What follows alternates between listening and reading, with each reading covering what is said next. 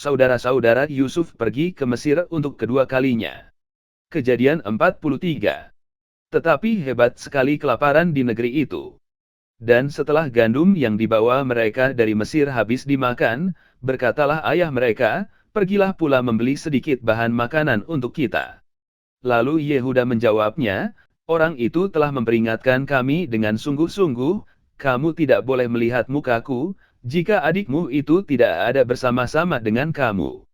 Jika engkau mau membiarkan adik kami pergi bersama-sama dengan kami, maka kami mau pergi ke sana dan membeli bahan makanan bagimu. Tetapi jika engkau tidak mau membiarkan dia pergi, maka kami tidak akan pergi ke sana, sebab orang itu telah berkata kepada kami, kamu tidak boleh melihat mukaku, jika adikmu itu tidak ada bersama-sama dengan kamu. Lalu berkatalah Israel, mengapa kamu mendatangkan malapetaka kepadaku dengan memberitahukan kepada orang itu, bahwa masih ada adikmu seorang? Jawab mereka, orang itu telah menanyai kami dengan seksama tentang kami sendiri dan tentang sanak saudara kita, masih hidupkah ayahmu? Adakah adikmu lagi? Dan kami telah memberitahukan semuanya kepadanya seperti yang sebenarnya. Bagaimana kami dapat menduga bahwa ia akan berkata, bawalah kemari adikmu itu.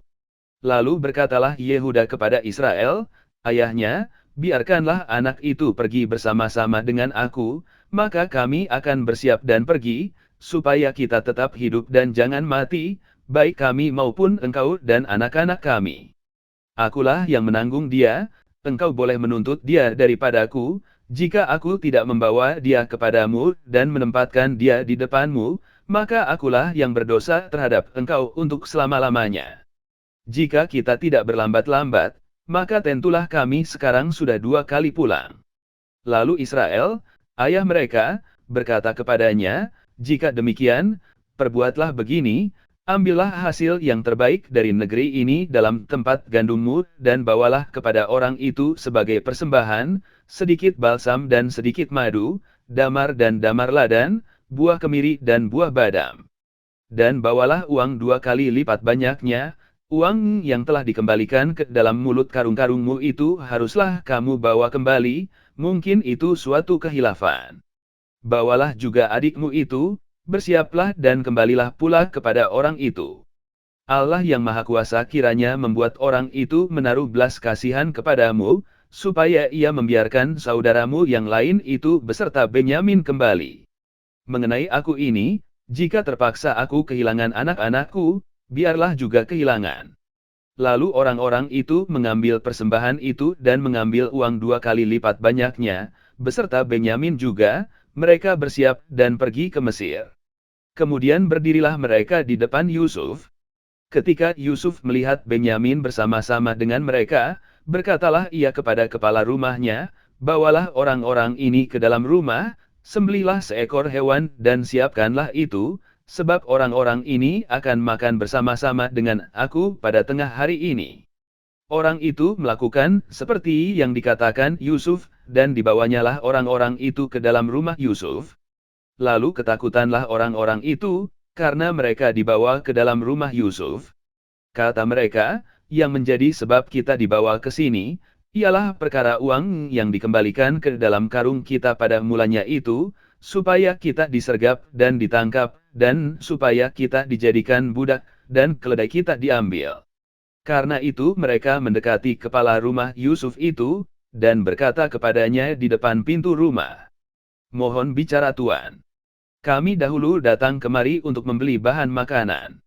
Tetapi ketika kami sampai ke tempat bermalam dan membuka karung kami, tampaklah uang kami masing-masing dengan tidak kurang jumlahnya ada di dalam mulut karung. Tetapi sekarang kami membawanya kembali. Uang lain kami bawa juga kemari untuk membeli bahan makanan, kami tidak tahu siapa yang menaruh uang kami itu ke dalam karung kami. Tetapi jawabnya, tenang sajalah, jangan takut, Allahmu dan Allah Bapamu telah memberikan kepadamu harta terpendam dalam karungmu, uangmu itu telah kuterima. Kemudian dikeluarkannyalah Simeon dan dibawanya kepada mereka. Setelah orang itu membawa mereka ke dalam rumah Yusuf, diberikannya air, supaya mereka membasuh kaki, juga keledai mereka diberinya makan. Sesudah itu mereka menyiapkan persembahannya menantikan Yusuf datang pada waktu tengah hari, sebab mereka telah mendengar bahwa mereka akan makan di situ. Ketika Yusuf telah pulang, mereka membawa persembahan yang ada pada mereka itu kepada Yusuf di dalam rumah, lalu sujud kepadanya sampai ke tanah. Sesudah itu ia bertanya kepada mereka apakah mereka selamat, lagi katanya, apakah ayahmu yang tua yang kamu sebutkan itu selamat? Masih hidupkah ia? Jawab mereka, hambamu, ayah kami, ada selamat, ia masih hidup. Sesudah itu berlututlah mereka dan sujud. Ketika Yusuf memandang kepada mereka, dilihatnyalah Benyamin, adiknya, yang seibu dengan dia, lalu katanya, inikah adikmu yang bungsu itu, yang telah kamu sebut-sebut kepadaku? Lagi katanya, Allah kiranya memberikan kasih karunia kepadamu, anakku. Lalu segeralah Yusuf pergi dari situ, sebab hatinya sangat terharu merindukan adiknya itu, dan dicarinyalah tempat untuk menangis, ia masuk ke dalam kamar, lalu menangis di situ. Sesudah itu dibasuhnyalah mukanya dan ia tampil keluar. Ia menahan hatinya dan berkata, hidangkanlah makanan. Lalu dihidangkanlah makanan, bagi Yusuf tersendiri, bagi saudara-saudaranya tersendiri dan bagi orang-orang Mesir yang bersama-sama makan dengan mereka itu tersendiri, sebab orang Mesir tidak boleh makan bersama-sama dengan orang Ibrani, karena hal itu suatu kekejian bagi orang Mesir.